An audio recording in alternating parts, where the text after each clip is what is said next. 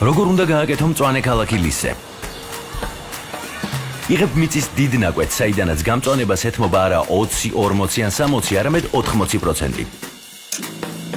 რგავ 40,000-ზე მეტ ნერგს. აკყავს მებაღეების საუკეთესო გუნდი და უჯერებ ლანდშაფტის არქიტექტორს. ყველა ადვილად უნდა პოულობდეს თავის გარემოს. ნეკერჩხლის ჩრდილი წიგნის წასაკითხად თუ საბურა, რომლის ყურებაც უბრალოდ ქსიამოვნებს.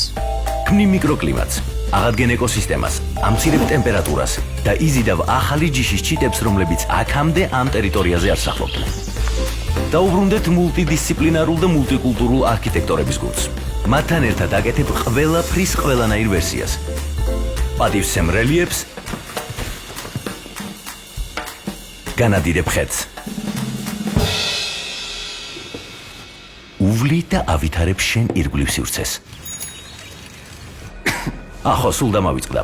იგრებ ადამიანებს, რომლებმაც ყველაზე კარგად იციან დაგეგმვა და მართვა. იღებ 1, 2, 3, 4, მოკლედ 40-მდე ჯილდოს.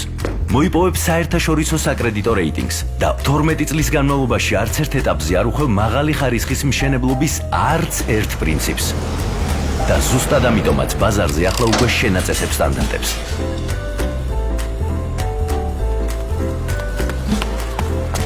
ასე კეთდება მწვანე ქალაქი ლისზე. ადგილი, სადაც ცხოვრება ყველას უხარია.